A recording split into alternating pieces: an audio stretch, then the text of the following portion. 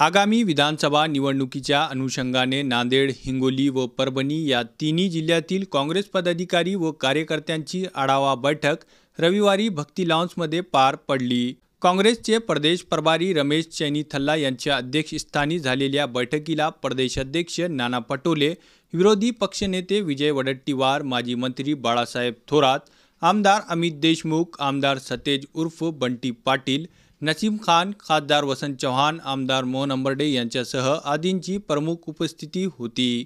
लेकिन सही आजादी नांदेड़ जिले को और मराठवाड़ा के एरिया में 12 फरवरी 2024 को मिली है। और जैसे कि डीपी सावंत साहब जैसे कई नेता हैं, आज भी डीपी जी तुमको अपना बहुत सारी सिस्टम को बदलना पड़ेगा।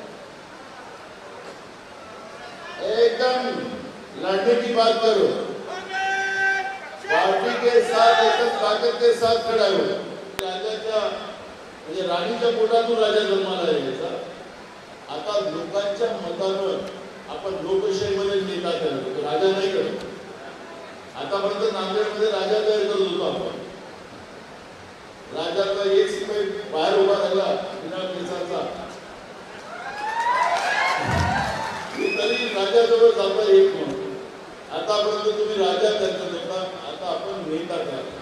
नेता म्हणजे तुम्हाला सगळ्यांना सोबत घेऊन जाणारा नेता। आणि म्हणून आता डीपी सावंत तुमच्याबद्दलची जी काही भूमिका लोकांमध्ये आहे, ती भूमिका मी तुमची इथं स्पष्ट करतोय की डीपी सावंत आता ही चूक करणार नाही, अजिबात त्याच्या दारातून जाणार। आणि जी काही पदं असतील त्या संस्था खूप आहेत ना, त्या संस्था आहे, त्या संस्थांच्या पदातून मुक्त होऊन जा तुम्ही, म्हणजे डाऊटच नसतो। विशेषतः नांदेड जिल्ह्यातल्या लोकांना मला सांगायचं, घाबरायचं काही कारण नहीं।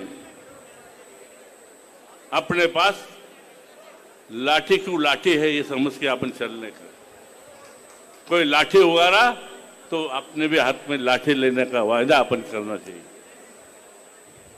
दहशत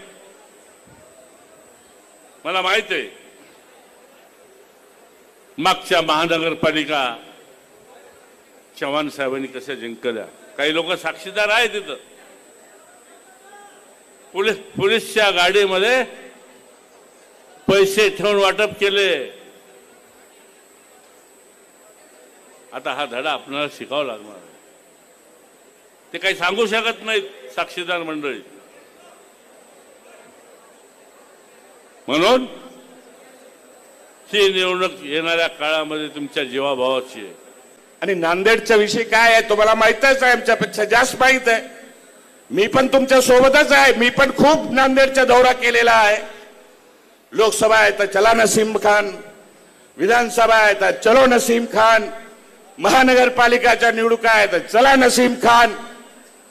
आता ते निघून गेले, काढून घ्यायचं आहे। मराठवाड्याची प्रत्येक जाती जमाती जनतेला न्याय मिळवून द्यायचा आहे, या महाराष्ट्राला वाचवायचं आहे। हे जे भ्रष्टाचारी सरकार बसलेली आहे मुंबईमध्ये, टक्केवारी घेणारी सरकार जे बसलेली आहे मुंबईच्या विधानसभामध्ये, या सरकारला खिचून काढायचं आहे मित्रांनो। की महाराष्ट्रामध्ये जेव्हा मुख्यमंत्री पदाच्या बदलांच्या हालचालीला वेग आला, तेव्हा आदरणीय विलासराव देशमुख साहेबांनी या महाराष्ट्राचं मुख्यमंत्री म्हणून संधी देण्याचं काम अशोकराव चव्हाण साहेबांना केलं, हे आपण अजूनही विसरलेले नाही आहोत। पण काँग्रेसचा कार्यकर्ता याने काँग्रेसची साथ सोडलेली नाही आहे।